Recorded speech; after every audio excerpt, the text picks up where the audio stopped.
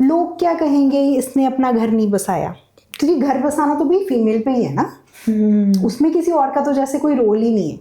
घर है, जितने मेंबर्स हैं सबका रोल है उस घर को बसाने में।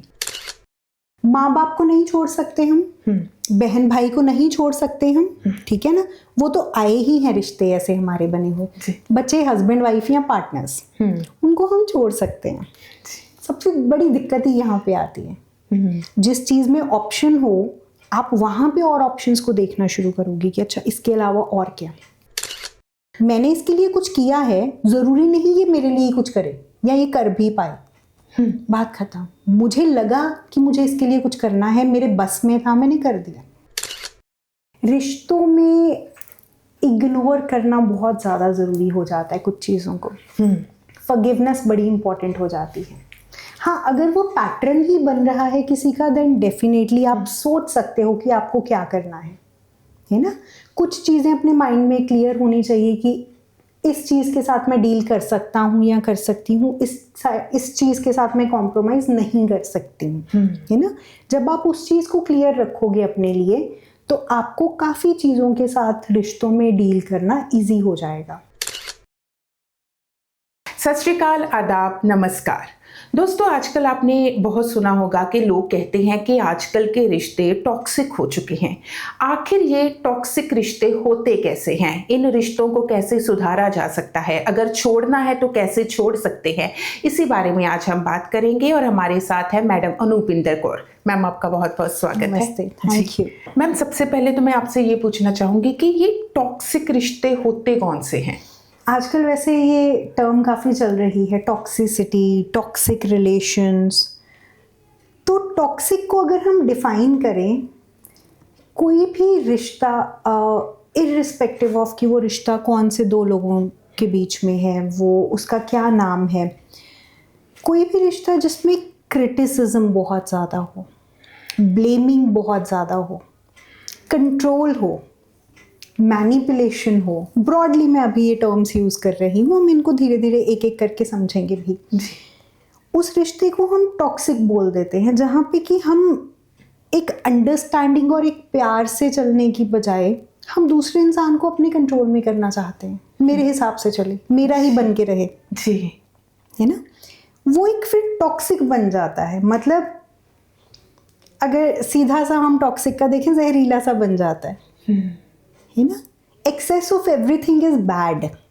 ज़रूरत से ज़्यादा की गई कोई भी चीज़ खराब ही होती है। रिश्तों में भी सेम है।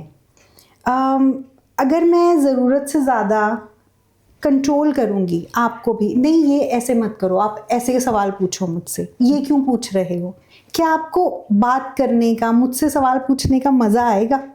नहीं आएगा।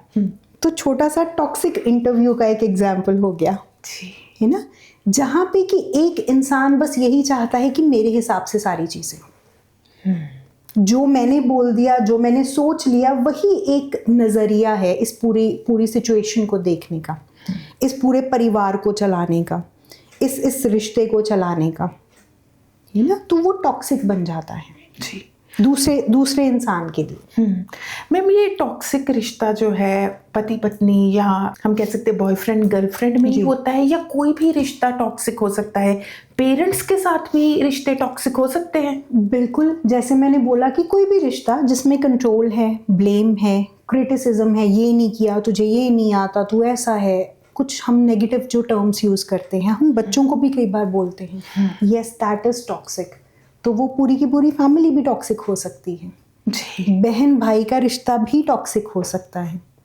फॉर एग्जाम्पल, अब हम इसको थोड़ा सोसाइटी वाले एंगल पे बोल देंगे कि शुरू से तो ऐसा ही चला आता है ना, लड़कियां तो लड़कों के हिसाब से ही चलती हैं, पहले अपनी फादर की सुनो, फिर अपने भाई की सुनो, फिर अपने पति की सुनो। जी। तो वो बॉयफ्रेंड गर्लफ्रेंड पति पत्नी वाला तो हमें समझ आ गई, लेकिन एक भाई अपनी बहन को बोल रहा है कि तुझे ऐसा ही करना है, फॉर बहुत छोटी एग्जाम्पल, ये कपड़े पहन के बाहर नहीं जाना, उससे बात नहीं करनी, कहीं ना कहीं पे कंट्रोल आ गया ना। उस इंसान को, उस फीमेल को आप एक इंसान की तरह अपनी सोच नहीं बनाने दे रहे हो जी। आप उसको अपने तरीके से जीने नहीं देना चाहते हो। और आई एम नॉट सेइंग कि सिर्फ उसमें फीमेल्स ही सफ़र कर रही हैं, कई फीमेल्स भी थोड़ा फ़ायदा भी उठाती हैं, ऐसा कुछ नहीं है। पर एक बहुत बेसिक चीज़, मेरा आज आलू मटर की सब्ज़ी खाने का मन नहीं है, नहीं, तेरे भाई ने स्पेशली बनवाई है, तू खा। तेरे भाई को बड़ी पसंद है, तुझे खानी पड़ेगी। हो गई ना कहीं पे टॉक्सिसिटी। जी। तेरे पापा जी तो ये लेके आए थे, तो तुझे पहनना पड़ेगा। अगर आप उस थोड़े बड़े बच्चे को पूछ लो कि आपको क्या अच्छा लगता है, तो क्या हो जाएगा? किसी की एक सोच को डेवलप ना होने देना, ये भी एक तरीके की टॉक्सिसिटी ही है ना।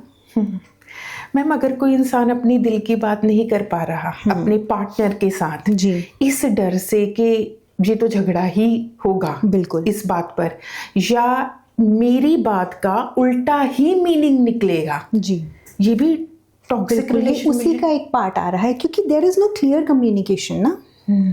हम इंफॉर्मेशन देना रोक रहे हैं, हम बात शेयर करनी रोक रहे हैं किसी डर की वजह से, और वो डर सामने वाले के रिएक्शन से आ रहा है, तो it is somewhere toxicity. Yes ma'am, बहुत सारे लोगों के रिलेशन हमने देखे हैं जो बिल्कुल अच्छे नहीं होते, उन दोनों को पता है कि उन दोनों में प्यार नहीं है, और उनमें से वो एक, हम कह सकते हैं कि पर्सन है जो उस रिश्ते को छोड़ना नहीं चाहता, चाहे ये गंदा है, खराब है, जैसा भी है, ये रिश्ते को, दूसरे बंदे को वो छोड़ने नहीं दे रहा।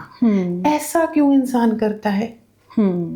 उसको पता है कि उसको भी सुख नहीं मिल रहा है, कोई खुशी नहीं है इस रिश्ते में, सामने वाला बंदा मुझे प्यार नहीं करता और मैं भी उसे प्यार नहीं करता, लेकिन ये रिश्ता नहीं टूटना चाहिए, ये रिश्ता रहेगा।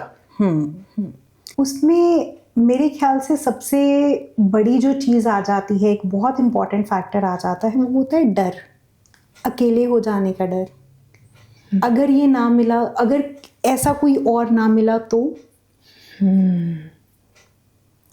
कहीं ना कहीं पे हम डिपेंडेंट हैं दूसरे वाले पे, चाहे वो आपके इमोशंस को लेके हो, फाइनेंशियल, जैसे हस्बैंड वाइफ की आपने बात की, फाइनेंशियल डिपेंडेंसी भी होती है।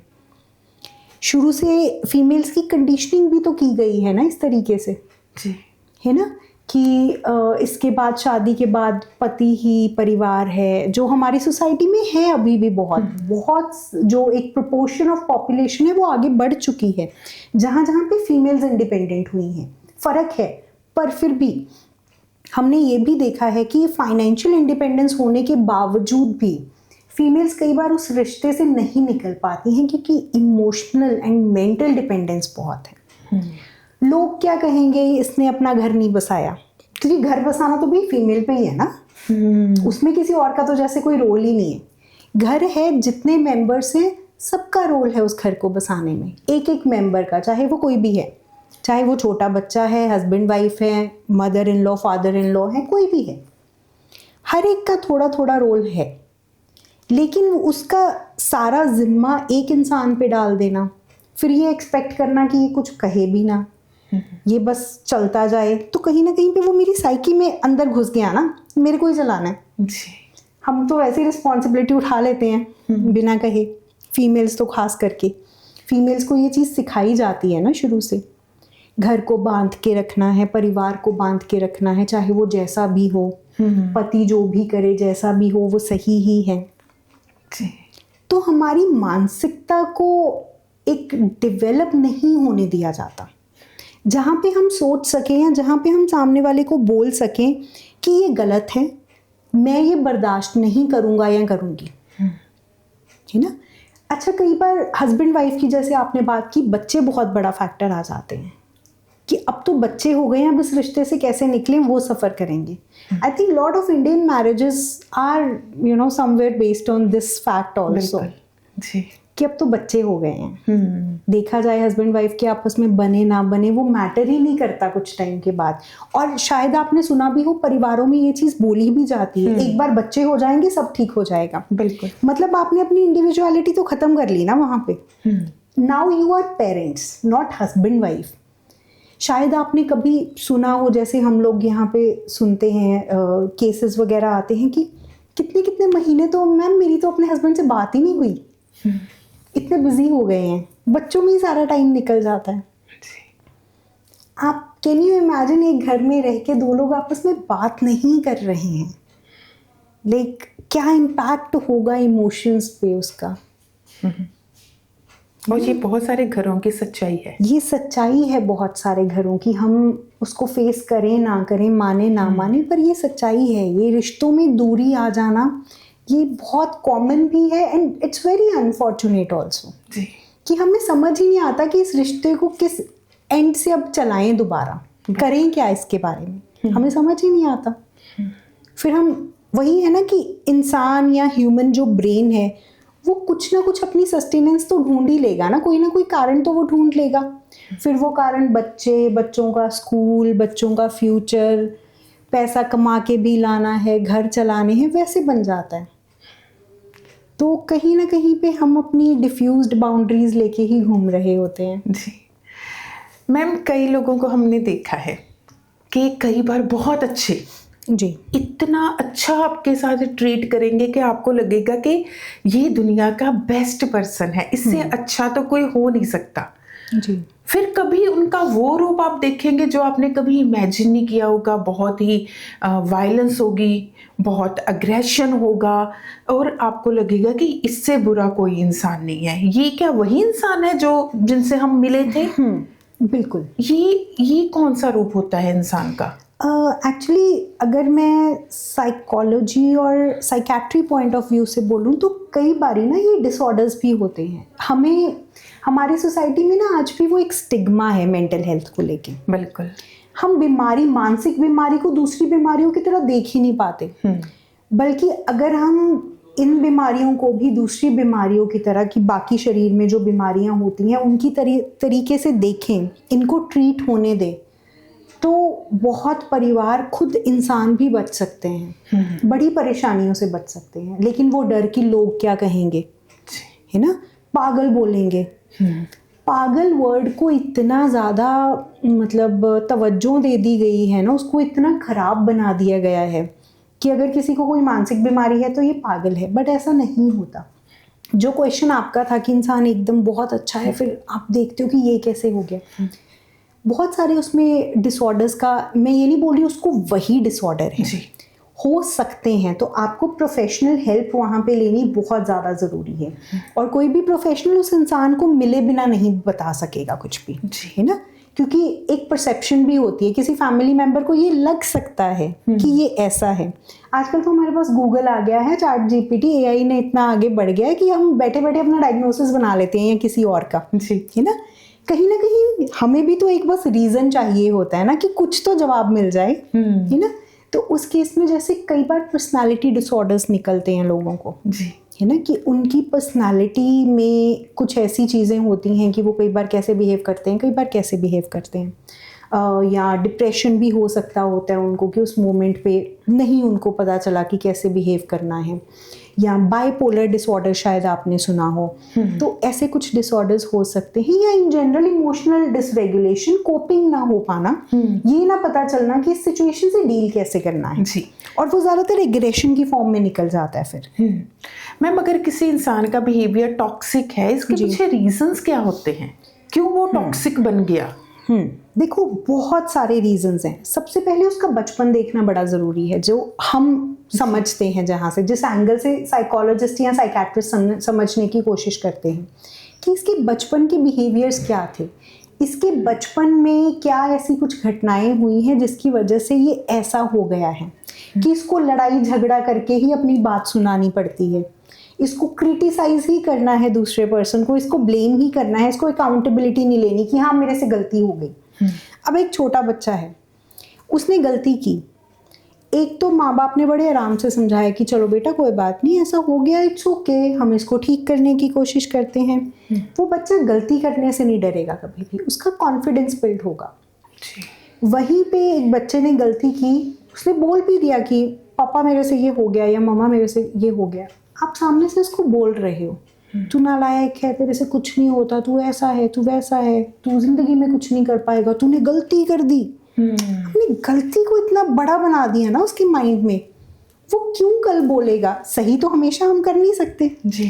वो कल क्यों किसी को जाके बताएगा कि मेरे से गलती हो गई है, ओके सॉरी, क्योंकि उसको डर है कि सामने से या तो थप्पड़ आएगा या ऐसे वाला बिहेवियर आएगा। जी। बार बार ये हो रहा है उस बच्चे के साथ, है ना।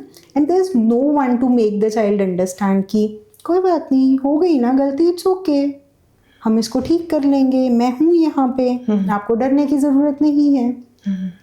बच्चा कम डरेगा गलती करने से। जी।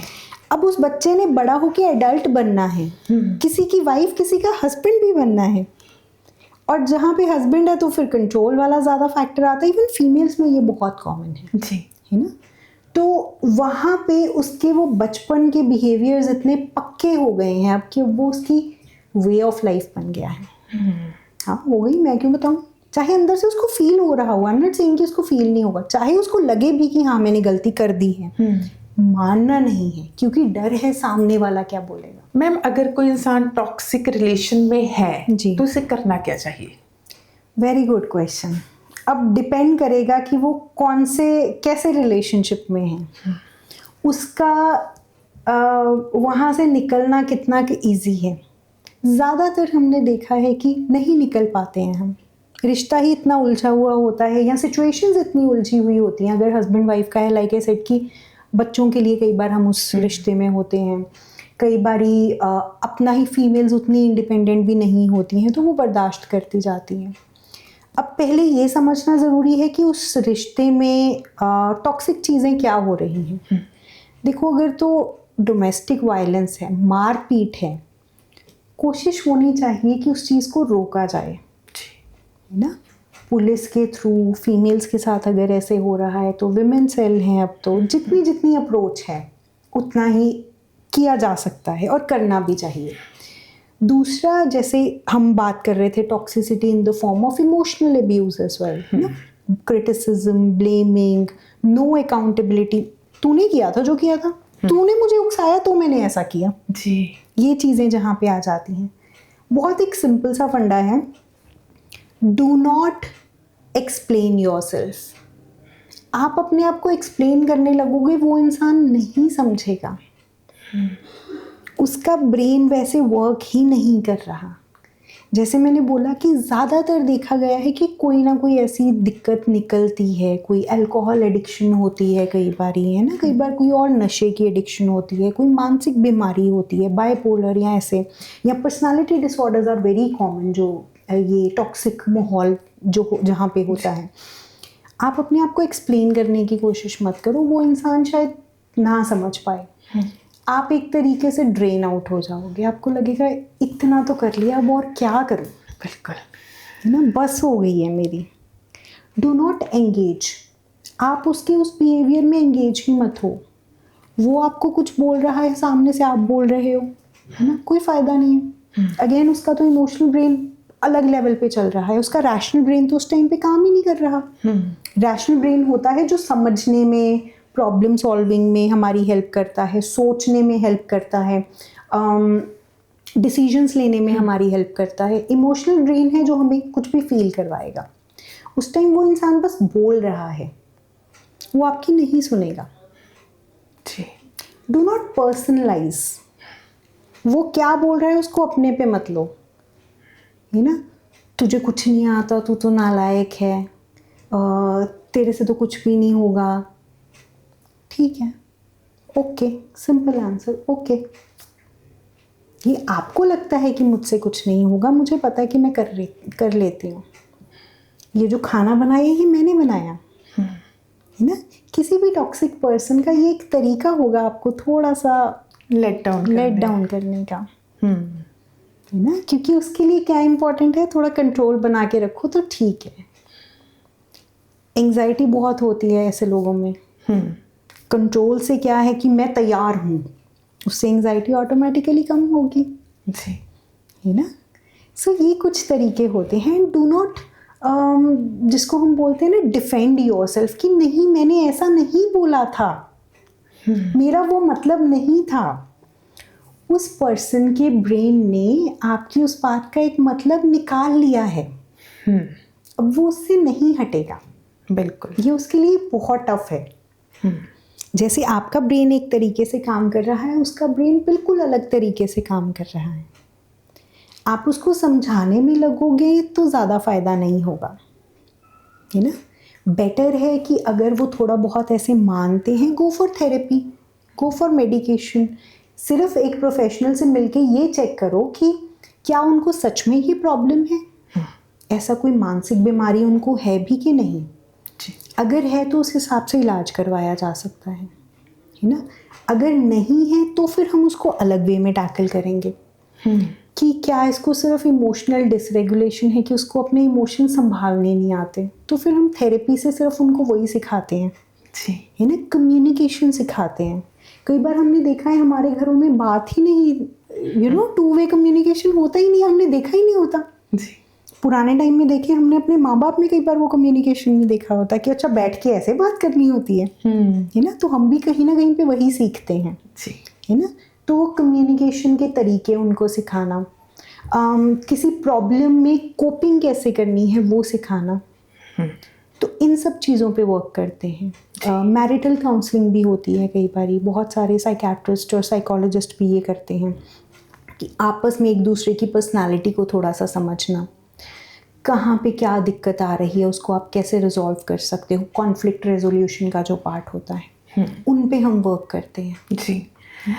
मैम, आपको क्या लगता है कि कब किसी इंसान को अपने रिश्ते पर फुल स्टॉप लगा देनी चाहिए कि बस इससे आगे ये रिश्ता जो है मैं नहीं चला सकती या मैं नहीं चला सकता या इसे मैंने चलाना ही नहीं है, कब ऐसा इंसान को सोच लेना चाहिए?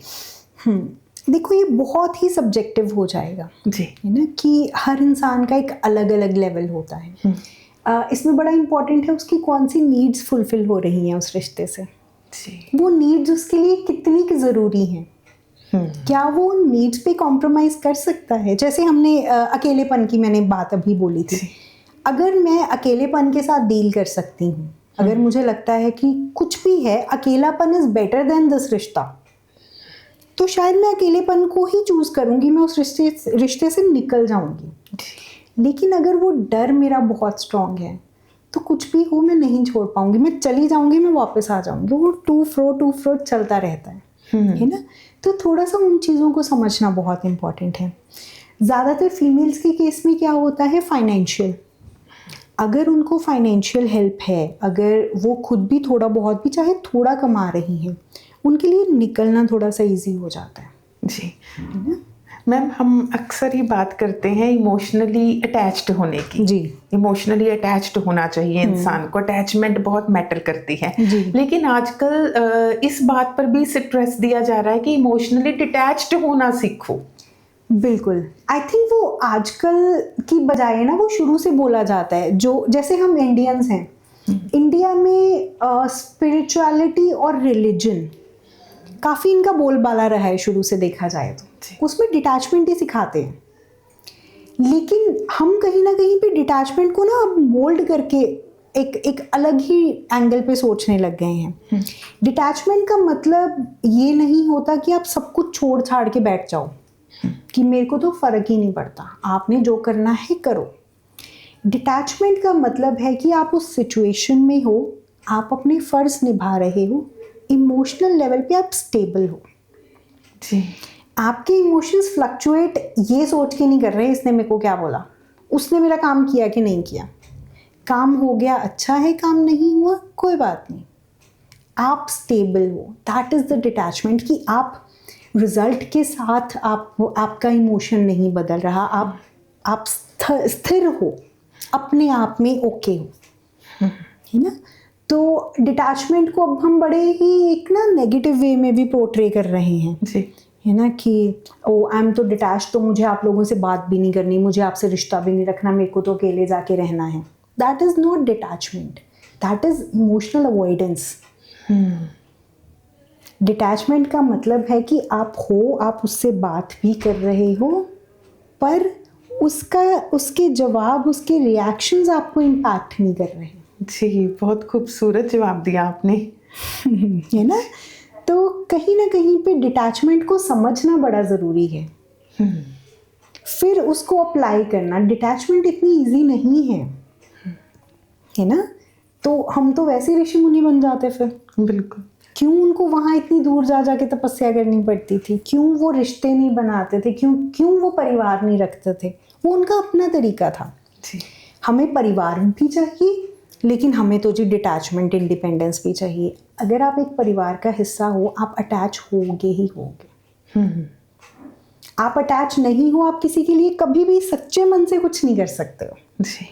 वो आप अटैचमेंट के थ्रू ही करोगे। So let's just say not detachment but healthy attachment रखनी ज़रूरी है। जी। मैंने इसके लिए कुछ किया है, ज़रूरी नहीं ये मेरे लिए कुछ करे या ये कर भी पाए। बात खत्म। मुझे लगा कि मुझे इसके लिए कुछ करना है, मेरे बस में था, मैंने कर दिया। यानी कि एक्सपेक्टेशंस कम रखनी चाहिए। कम रखनी चाहिए। रिश्ते हैं, एक्सपेक्टेशंस भी होंगी। हम बड़ा इजीली बोल देते हैं ना कि एक्सपेक्ट मत करो। मेरे को आज तक नहीं समझ में आया कि हम कैसे नहीं करेंगे एक्सपेक्ट। बिल्कुल, है ना, हम एक्सपेक्ट करेंगे, लेकिन उसको एक लिमिट में रखो। सामने वाला अगर नहीं भी आपके लिए उस एक्सपेक्टेशन पे पूरा उतर रहा, इट्स ओके। वो उसका बिहेवियर, उसकी प्रॉब्ली एक जर्नी है ना। मेरी जर्नी मुझे अलग साइड पे लेके जा रही है, तो मुझे वो समझना है। मैम, आप बहुत सालों से इस फील्ड में हैं, किस तरह के केस आते हैं रिलेशंस को लेकर? देखिए, ज़्यादातर तो गिले शिकवे वाले तो बहुत ही आते हैं। ऐसा हो गया, इन्होंने ऐसा बोला, इन्होंने मेरे लिए ऐसा नहीं किया, ये हुआ, है ना। आजकल जैसे मैंने बोला कि फैमिलीज़ भी बड़ी जल्दी बदल रही हैं, तो एक्सपेक्टेशन अगेन आ जाती है कि हमारी अगर कोई बहू है या हमारा जमाई है, कोई भी ऐसे, वो हमारे लिए ये सब कुछ करे। उसके कुछ रोल्स हैं जो उनको करने ही करने हैं, है ना। वहाँ पे एक female who is working also, वो शायद उतना अच्छे से नहीं कर पाएगी।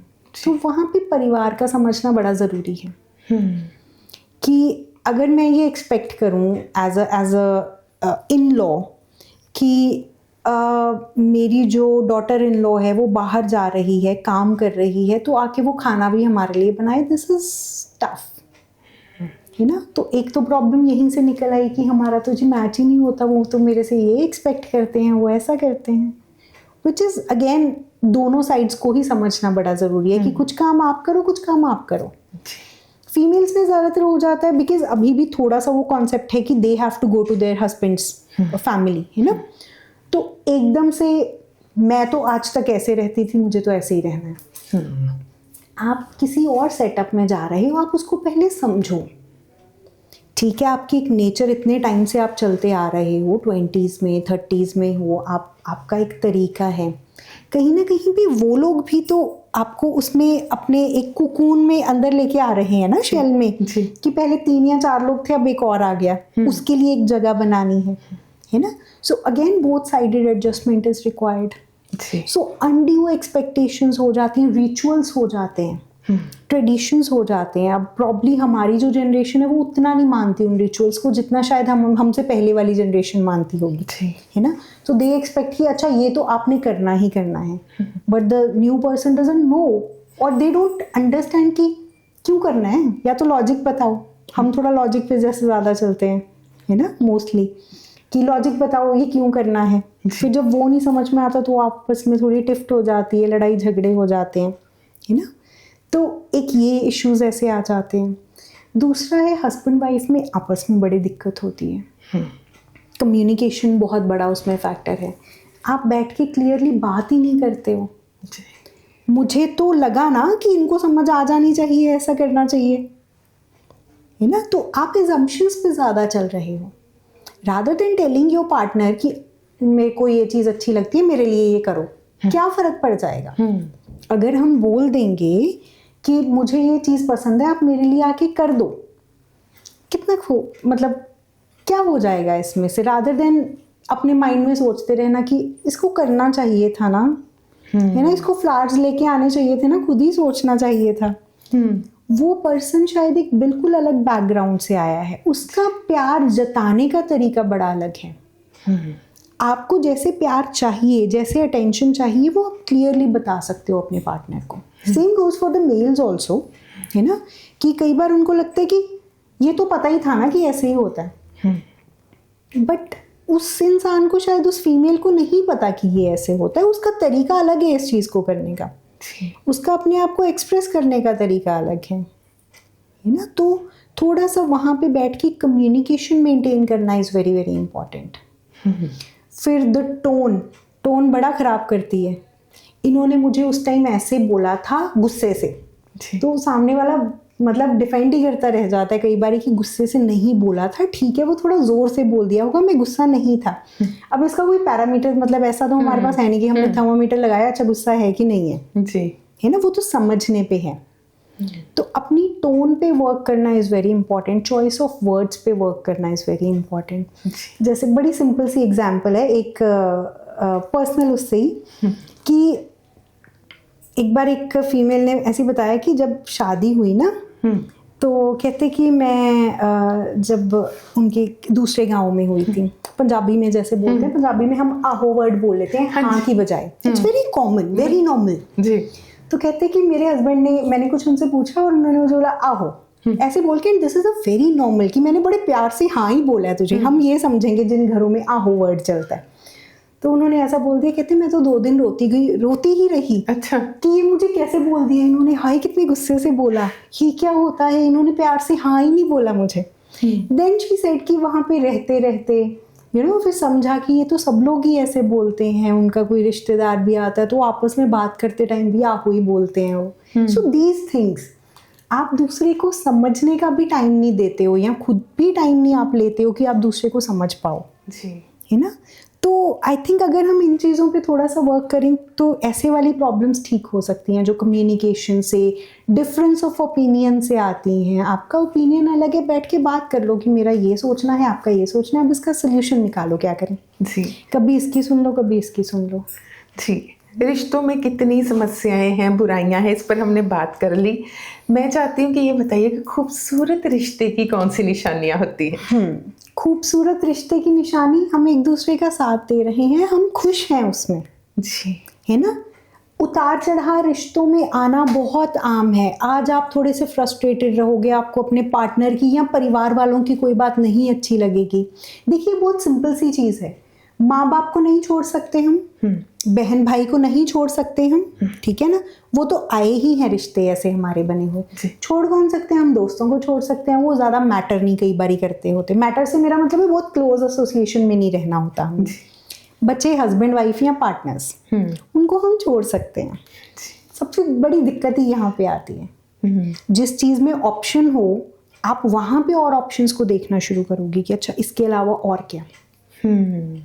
अब अगर मेरे दिमाग में ये डाल दिया जाए कि नहीं ये रिश्ते को निभाना ही निभाना है, तो मैं पूरी कोशिश करूंगी। रादर दोनों के दिमाग में डाल दिया जाए कि आपके पास कोई ऑप्शन ही नहीं है अलग होने की, कर लो जो करना है। आप कुछ भी करके कोई ना कोई सोल्यूशन दोनों ज़रूर निकालोगे। So I think conflict resolution is another beautiful thing about the relationships, कि आप दोनों कितना एक दूसरे पे डिपेंड होते हो, है ना। डिपेंड होके आप कैसे अपनी लाइफ को दोनों मिलके आगे चला रहे हो जी। आप लड़ाई भी करोगे, आप डिसएग्री भी करोगे, लेकिन आप उसको कितनी खूबसूरती के साथ उसमें से आगे बढ़ते हो जी, वो बहुत मैटर करता है।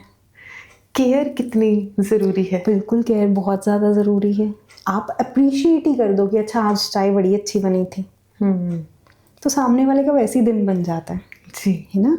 आप अपने हस्बैंड को बोल दो कि थैंक यू सो मच, आप हार्ड वर्क कर रहे हो, रोज़ ऑफिस जाते हो, इट्स ओके, चलो लेट्स सिट फॉर 5 मिनट्स, हम बात करते हैं दिन कैसा गया। में केयर, अगेन प्यार और केयर जताने के तरीके बड़े अलग अलग हैं सबके जी। आपको आपके पार्टनर का फाइंड आउट करना है कि उनका तरीका क्या है, मुझे किस तरीके से चाहिए, क्योंकि ये बड़ा अगेन सब्जेक्टिव चीज़ें हैं। 2 लोग आपस में कैसे अपना रिश्ता निभाना चाहते हैं। हम कहाँ पे गड़बड़ कई बार कर देते हैं कि उनका तो ऐसा है, उसने ऐसा किया जी, रादर देन समझने की कि मेरे लिए क्या इम्पोर्टेंट है, मेरे पार्टनर के लिए क्या इम्पोर्टेंट है ना। तो कोई भी खूबसूरत रिश्ते को 2 लोग कैसे समझ से चला रहे हैं, वो उसको और खूबसूरत बना देगा जी। मैम वैसे तो आपने पूरी इंटरव्यू में बड़े टिप्स ही दिए हैं कि रिश्ता कैसे अच्छा बनाया जा सकता है, लेकिन फिर भी मैं चाहती हूँ जाते जाते कुछ टिप्स रिश्तों को लेकर, ताकि हम रिश्तों में भी जी सके जी, खुशी जो है, आनंद जो है उसे प्राप्त कर सके। बिल्कुल। तो सबसे पहले तो कम्युनिकेशन, आराम से बैठ के अपनी टोन पे काम करिए, अपने चॉइस ऑफ वर्ड्स पे ज़रूर काम करिए कि आप कैसे अपनी बात को सामने वाले के सामने रख रहे हो, राइट। दूसरा है बहुत बहुत अनफॉर्चुनेट चीज़ है कि हमारी लाइफ इतनी तेज़ी से आगे बढ़ रही है कि हम अपने रिश्तों को टाइम ही नहीं देते, हम बैठते नहीं हैं एक साथ। एक मील, दिन का कोई भी एक खाना, एक कप चाय अगर आप इकट्ठे बैठ के पी लो सब लोग जी, कोई भी एक डिनर के टाइम पे ही ज़्यादातर हम लोग एक साथ होते हैं आई थिंक पूरी फैमिली में, तो डिनर इकट्ठे करो।